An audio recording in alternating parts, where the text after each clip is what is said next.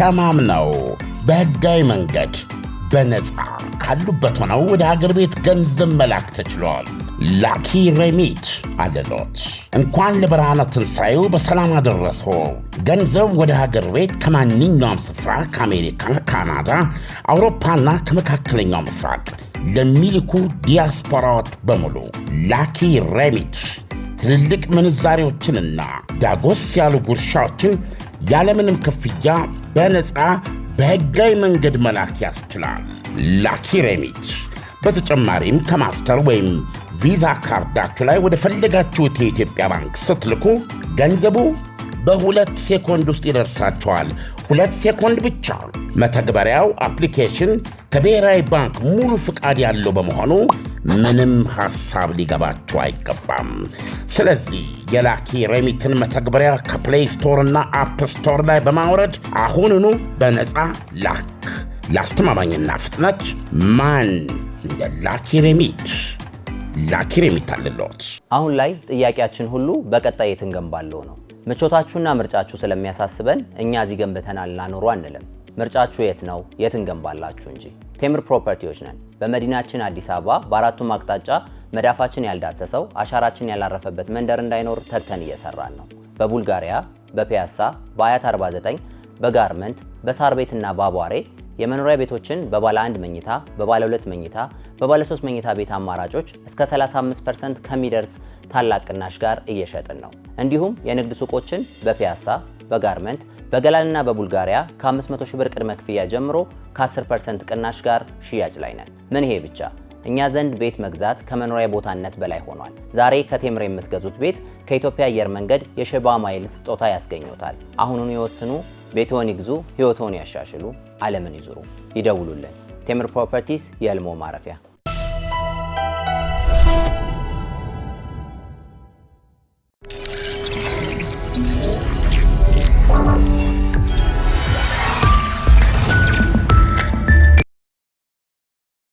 ይህ አዋዜ ሰበር ነው።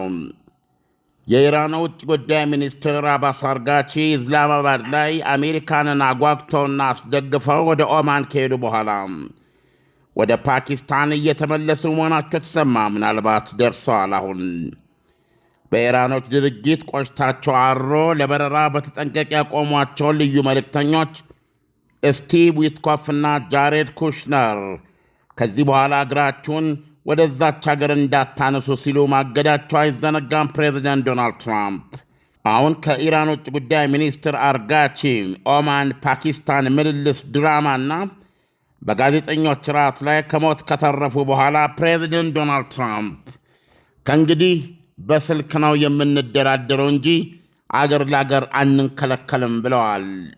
ይሁንና የአባስ አርጋቺ ከመስካት ወደ ኢስላማባድ መመለስ የአሜሪካንን የድርድር ሆድ ለማባስ እንጂ ፋይዳ የለውም ተብሏል አስቀድሞም። ምክንያቱም ሚኒስትሩ ኢስላማባድ መዳረሻ የሚገኘው አርካን የአየር ኃይል ጦር ሰፈር አርፈው ወደ መሃል ፓኪስታን ገብተው ትንሽ ቆይታ ካደረጉ በኋላ ወደ ሞስኮ ወዲያው ስለሚነሱ። ይህ በእንዲህ እንዳለ ግን የዓለም ኢኮኖሚክ እንቅስቃሴን ያገተውና የኑሮ ውድነትን ወደ ጣራ የለጋው የሆርሙዝ ሰርጥ ጥቂት መርከቦች ሹልክ የሚሉበት እንጂ እንደ ወትሮ ከ100 እስከ 120 መርከቦች የሚመላለሱበት በር አልሆነም።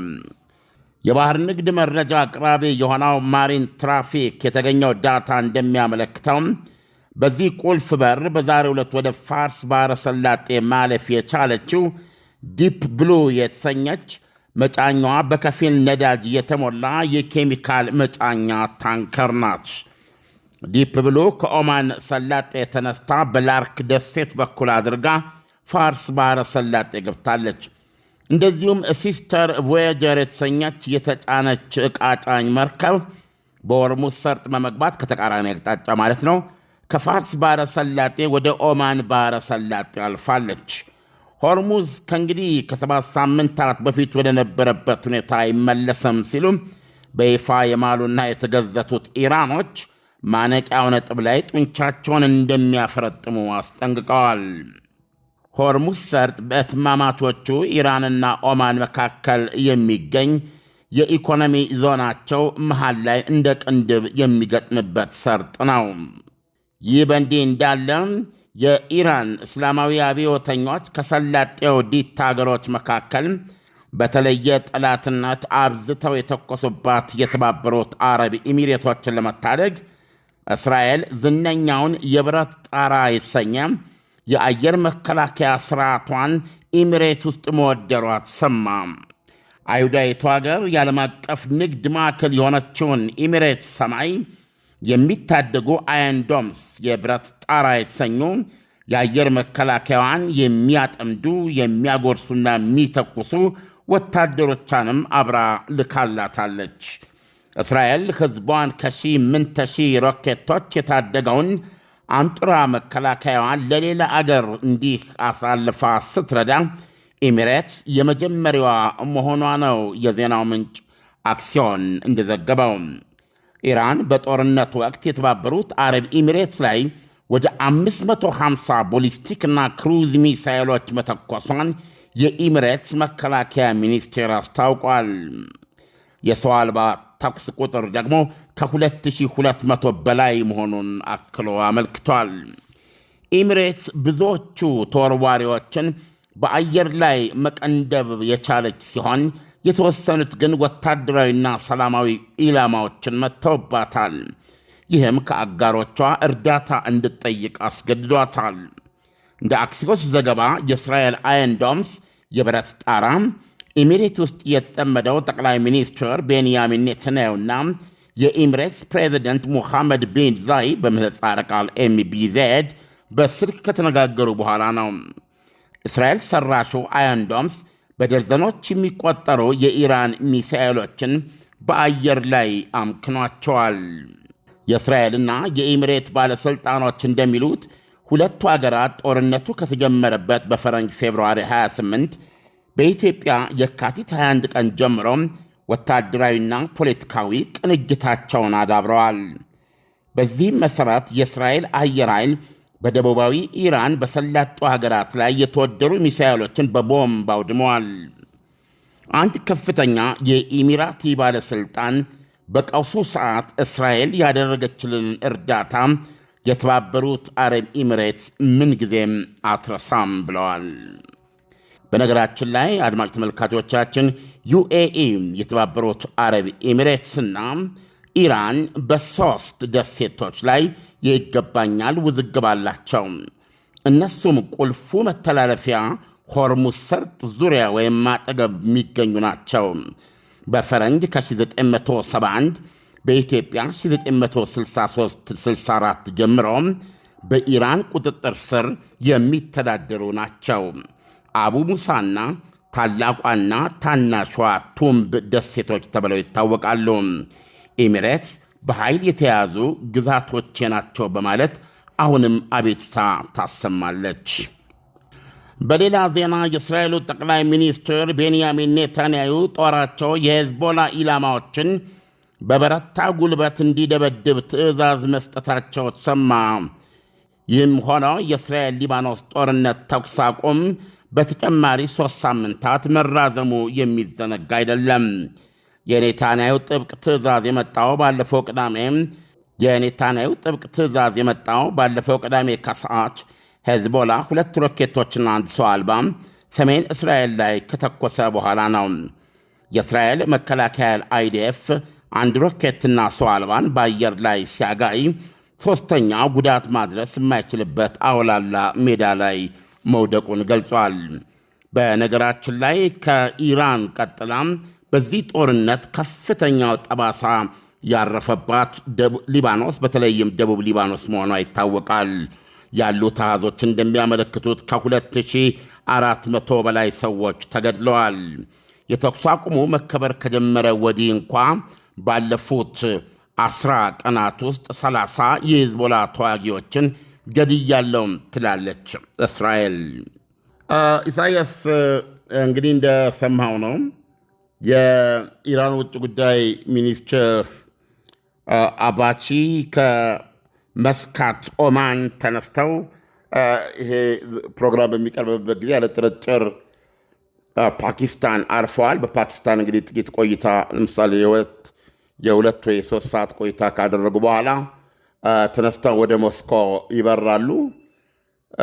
ስለዚህ አሁንም ኢራኖች ይህ ጉዟቸው ምንም እንኳ የአሜሪካንን ቀልብ የሳበ ቢሆንም ወይም እንደ እንቁልልጭ ልትቆጥረው ትችላለህ፣ ዓላማው ግን ድርድሩን ለማስነሳት እንዳልሆነ ግልጽ ሆኗል።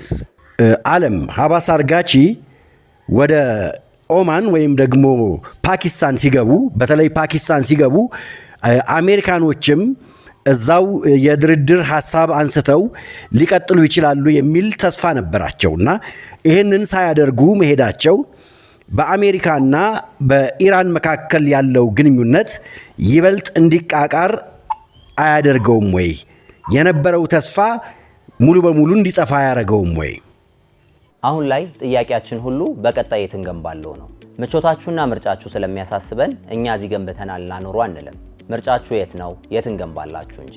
ቴምር ፕሮፐርቲዎች ነን። በመዲናችን አዲስ አበባ በአራቱም አቅጣጫ መዳፋችን ያልዳሰሰው አሻራችን ያላረፈበት መንደር እንዳይኖር ተግተን እየሰራን ነው። በቡልጋሪያ፣ በፒያሳ፣ በአያት 49፣ በጋርመንት፣ በሳር ቤትና በአቧሬ የመኖሪያ ቤቶችን በባለ 1 መኝታ፣ በባለ 2 መኝታ፣ በባለ 3 መኝታ ቤት አማራጮች እስከ 35% ከሚደርስ ታላቅ ቅናሽ ጋር እየሸጥን ነው። እንዲሁም የንግድ ሱቆችን በፒያሳ፣ በጋርመንት፣ በገላንና በቡልጋሪያ ከ500 ሺህ ብር ቅድመ ክፍያ ጀምሮ ከ10% ቅናሽ ጋር ሽያጭ ላይ ነን። ምን ይሄ ብቻ! እኛ ዘንድ ቤት መግዛት ከመኖሪያ ቦታነት በላይ ሆኗል። ዛሬ ከቴምር የምትገዙት ቤት ከኢትዮጵያ አየር መንገድ የሸባ ማይልስ ስጦታ ያስገኙታል። አሁኑኑ ይወስኑ፣ ቤትዎን ይግዙ፣ ህይወትዎን ያሻሽሉ፣ ዓለምን ይዙሩ። ይደውሉልን። ቴምር ፕሮፐርቲስ የህልሞ ማረፊያ።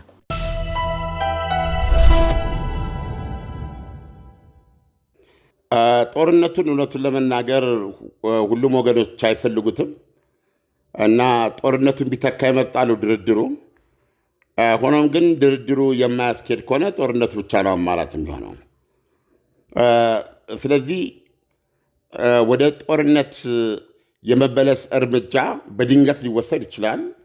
ይሄ እንዳለ ሆኖ አስቀድሞ የተቀመጠ በአማራጭነት የተያዘ የጦር ዕቅድ እንደሌለ እየሰማን ነው። ማለት ቀጣዩ ጦርነት አሜሪካ ሆርሙዝ ሰርጥ ላይ እንዲያተኩርና የኢራንን ማንኛውንም ሆርሙዝ ሰርጥን የመዝጋት አቅም ማውደም ላይ የተመሰረተ መሆኑን ባለፈው ዘግበናል።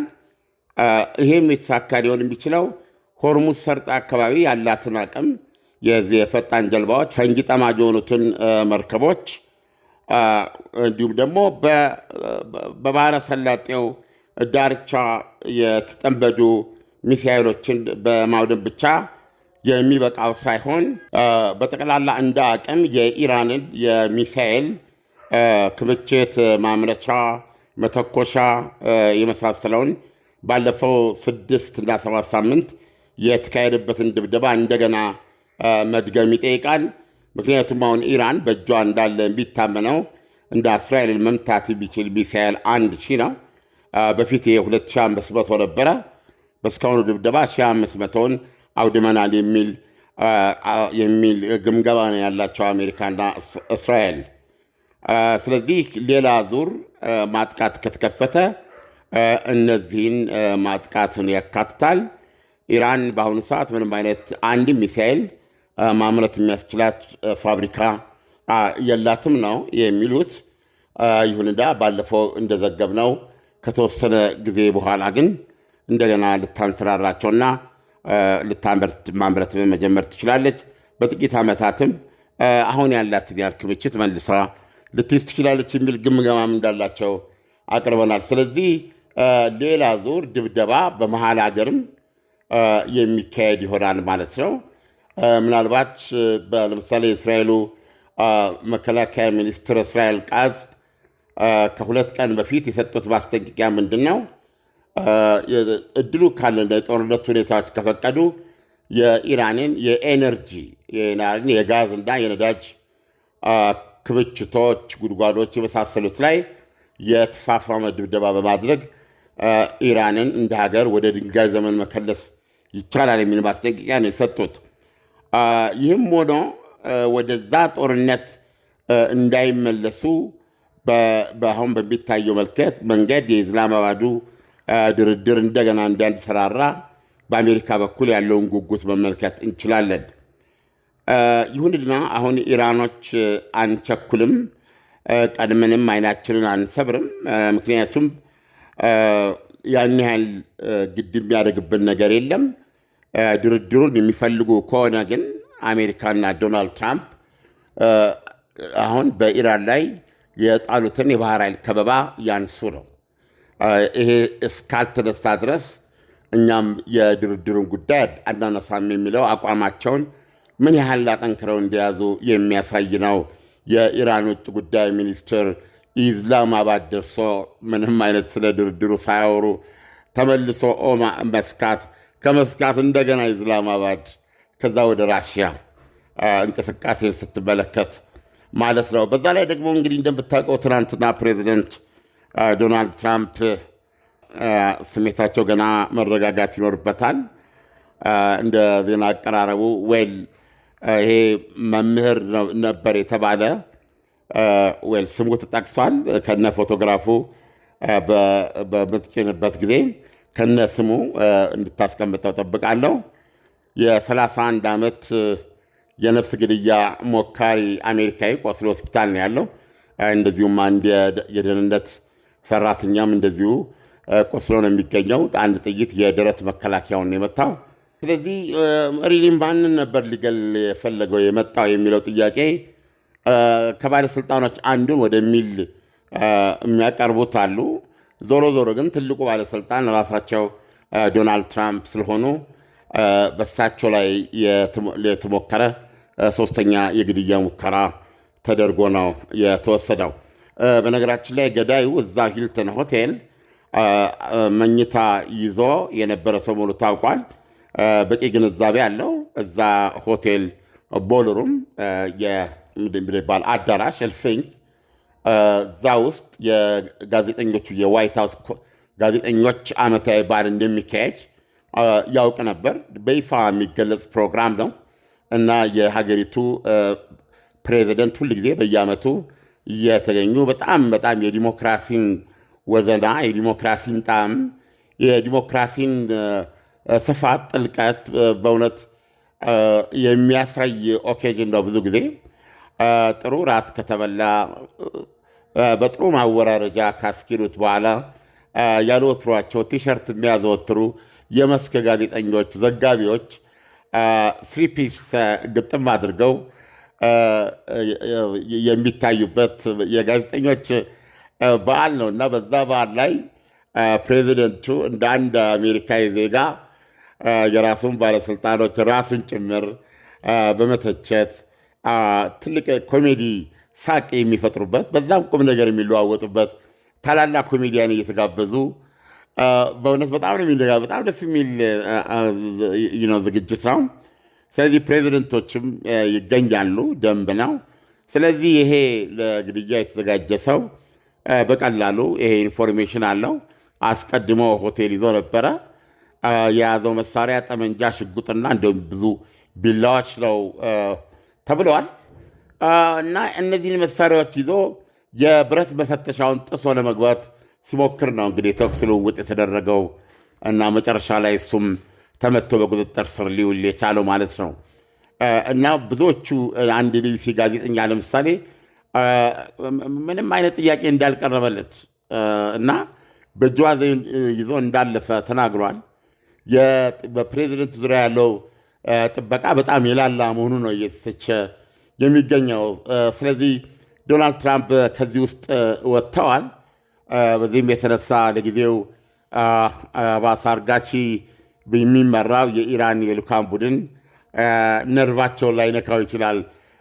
ትኩረታቸው ሙሉ በሙሉ እዛው አሜሪካ ውስጥ በተፈጠረ ሁኔታ ሊሆን ይችላል። ይሁንና ግን ከእንግዲህ በስልክ ነው የምንደራደረው ብለዋል ዶናልድ ትራምፕ። በነገራችን ላይ አገር ለአገር የምንከለከልበት ምክንያት የለም ብለዋል። ዓለም የኢራንና የአሜሪካን ድርድር ጉዳይ በእርግጥም አስቸጋሪ ሁኔታ ላይ ነው ያለው።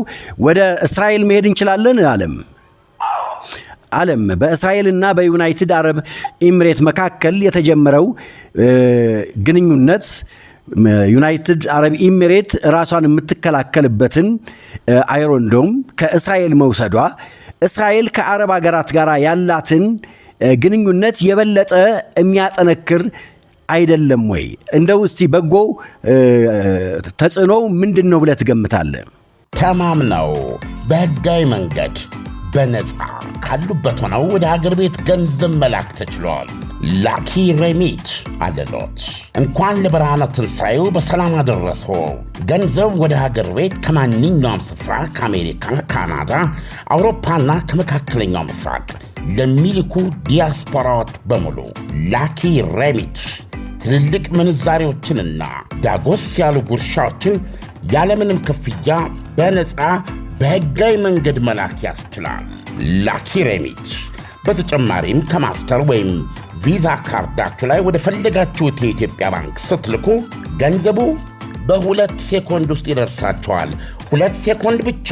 መተግበሪያው አፕሊኬሽን ከብሔራዊ ባንክ ሙሉ ፍቃድ ያለው በመሆኑ ምንም ሐሳብ ሊገባችሁ አይገባም። ስለዚህ የላኪ ሬሚትን መተግበሪያ ከፕሌይ ስቶር እና አፕ ስቶር ላይ በማውረድ አሁኑኑ በነፃ ላክ። ለአስተማማኝና ፍጥነት ማን እንደ ላኪ ሬሚት። ላኪ ሬሚት አለሎት። እስራኤል ከፍተኛ ቴክኖሎጂያዊ ብቃት ያላት ሀገር ናት። ይህም ቴክኖሎጂዋ ወታደራዊምና የሲቪልም በአጠቃላይ በዚህ በዓለማችን ከሚጠቀሱ ቁጥር 1 የቴክኖሎጂ ብስራት ሀገሮች ውስጥ ነው የምትገኘው እና አንዱ በአረብ ጎረቤቶቿ ዘንድ ትልቅ ተፈላጊነት ያተረፈላት አቅሟ ይሄ ነው። ስለዚህ የዚህ ቀጥተኛ ውጤት በሆነ መንገድ በፕሬዚደንት ዶናልድ ትራምፕ የመጀመሪያ ስልጣነ ዘመን የተጀመረውና አሁን ድረስ እነ ሳውዲ አረቢያን ጭምር እንዲያጠቃልል ጥረት እየተደረገበት የሚገኘው አብርሃም አኮርድስ መሰረቱ ይህ አይነት ግንኙነት ነው። አሁን እንደምትመለከተው የተባበሩት አረብ ኤሚሬትስ ርዕዮተ ዓለሟም ሆነ የንግድ ስልተ ምርቷ ስርዓቷ ዓለም አቀፋዊ ሉል ናት እና ይሄ እጅግ ከኢራኖች የተለየ ነው። ይሁንና ይቺ ሀገር ደግሞ እንደሰማኸው 3 ደሴቶቿ ላይ ከፍተኛ የይገባኛል ጥያቄ አላት። ሌላ ጊዜ በስፋት ልንሰራው እንችላለን።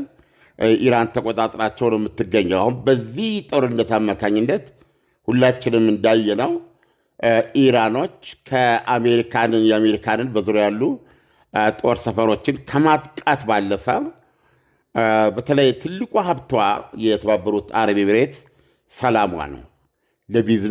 ለቢዝነስ ያላት ኢንክሬዲብል አትሞስፌር ነው።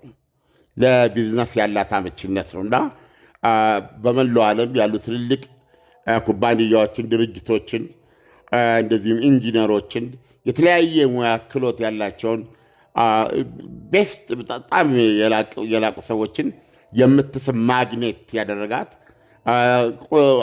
ኃይለኛ የቱሪዝም ኢንዱስትሪ፣ ኃይለኛ የጉዞ የትራቭል ማዕከል ያደረጋት ይሄ ሲስተሟ ነው እና አሁን በኢራኖች በኩል የሚደረገው ጥቃት አንደኛ በተለየ ሁኔታ የ2 ሀገሮችና የ3 ሀገሮች ላይ የተኮሰችውን ያክል ነው የተባበሩት አረብ ኤሚሬትስ ላይ የተኮሰች ያለችው እና ይሄም ኢራን በአንድ ድንጋይ 2 ወፍ የመምታት አይነት ነገር ነው እና በሪሊ የተባበሩት አረብ ኤሚሬትስ ላይ ስንለቀል የሆነ ጉዳት ለማድረስ ጥረት እያደረገች መሆኗን ማንም መካድ አይችልም።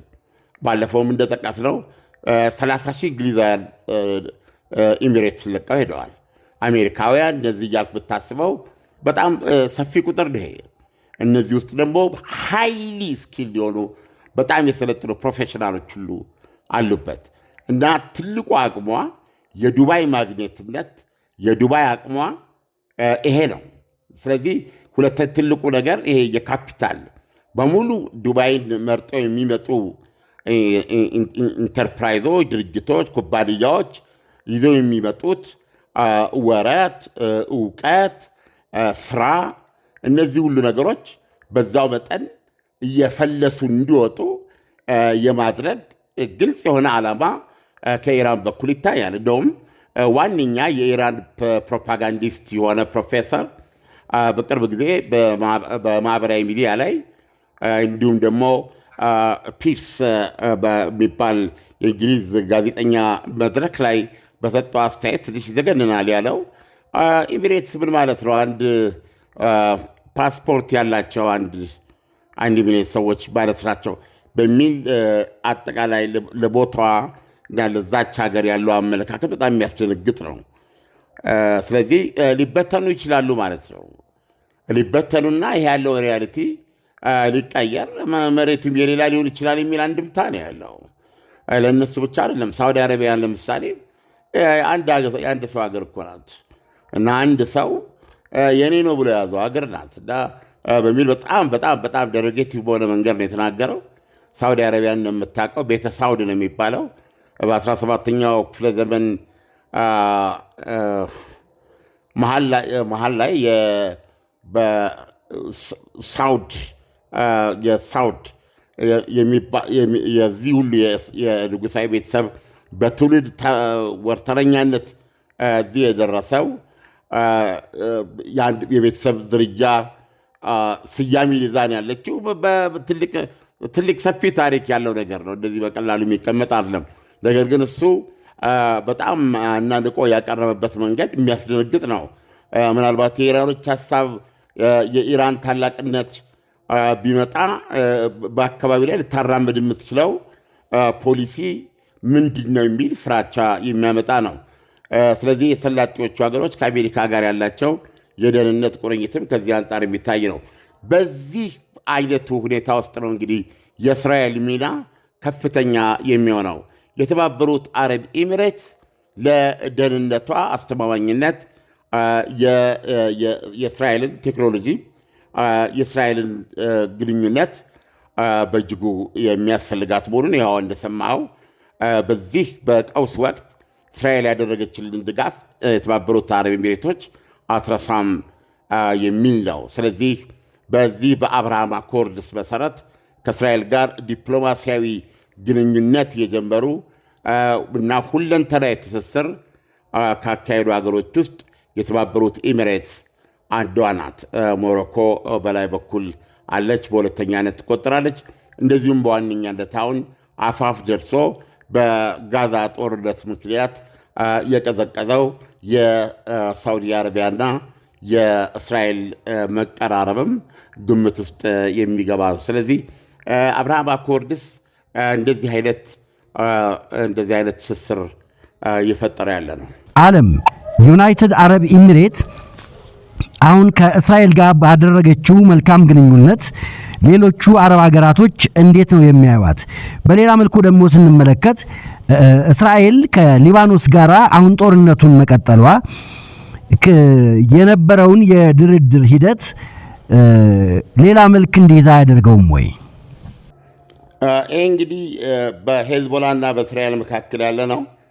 10 ቀናት የቆየው የተኩስ አቁም ስቲል በዛ ጊዜ ውስጥ እስራኤል የሄዝቦላን ኢላማዎች ትመታለች። ሄዝቦላ ወደ እስራኤል ተኩስ ነበር። በዋይት ሀውስ በተደረገ ስነ ስርዓት ለተጨማሪ 3 ሳምንት በተራዘመበት ወቅት ሄዝቦላ የሰጠው መግለጫ ትርጉም የለውም የሚል ነው። ስለዚህ በዛም መሰረት የቆመ ነገር የለም። ያው እንደሰማው ሄዝቦላም ወደ እስራኤል ይተኩሳል።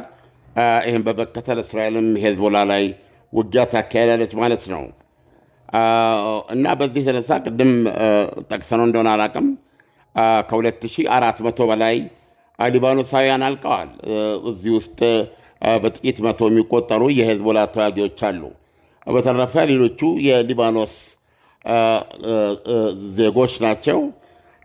ውድመቷም ከፍተኛ እንደሆነ ነው የሚነገረው። የሳተላይት ምስሎች ስትመለከት ደቡብ ሊባኖስ እንደገና ቤሩት ውስጥ በቦምብ የተመደመዱ ህንፃዎች በተወሰነ መንገድ ከኢራን ቀጥላ ከፍተኛው ድብደባ እያረፈባት የሚገኘው ሊባኖስ መሆኗን ያሳየው። ስምምነቱ የሚደረገው በሊባኖስ መንግስትና በእስራኤል ነው። ነገር ግን ይህን ስምምነት ሄዝቦላ ሊቀበልም ላይቀበልም የራሱ ነፃነት አለው። ስለዚህ አስቸጋሪ ነው በሊባኖስ ጉዳይ ላይ እና ቀጥለው እንዴት እንደሚሄዱበት አልታወቀም። በእስራኤልና በሄዝቦላ መካከል ያለው ውጊያ ግን ተፋፍሞ እንደቀጠለ ነው።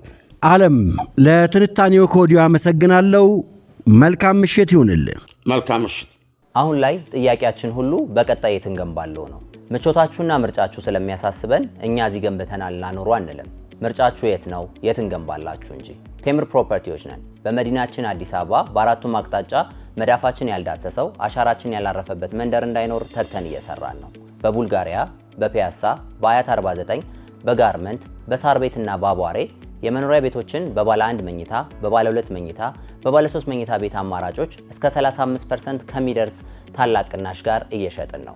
እንዲሁም የንግድ ሱቆችን በፒያሳ፣ በጋርመንት፣ በገላንና በቡልጋሪያ ከ500 ሺህ ብር ቅድመ ክፍያ ጀምሮ ከ10% ቅናሽ ጋር ሽያጭ ላይ ነን። ምን ይሄ ብቻ! እኛ ዘንድ ቤት መግዛት ከመኖሪያ ቦታነት በላይ ሆኗል። ዛሬ ከቴምር የምትገዙት ቤት ከኢትዮጵያ አየር መንገድ የሸባ ማይልስ ስጦታ ያስገኙታል። አሁኑን ይወስኑ፣ ቤትዎን ይግዙ፣ ህይወትዎን ያሻሽሉ፣ ዓለምን ይዙሩ። ይደውሉልን። ቴምር ፕሮፐርቲስ የህልሞ ማረፊያ።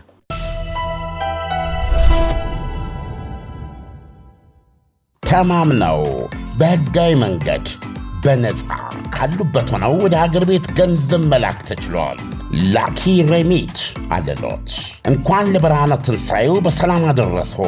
ገንዘብ ወደ ሀገር ቤት ከማንኛውም ስፍራ ከአሜሪካ፣ ካናዳ፣ አውሮፓና ከመካከለኛው ምስራቅ ለሚልኩ ዲያስፖራዎች በሙሉ ላኪ ሬሚት ትልልቅ ምንዛሬዎችንና ዳጎስ ያሉ ጉርሻዎችን ያለምንም ክፍያ በነፃ በህጋዊ መንገድ መላክ ያስችላል።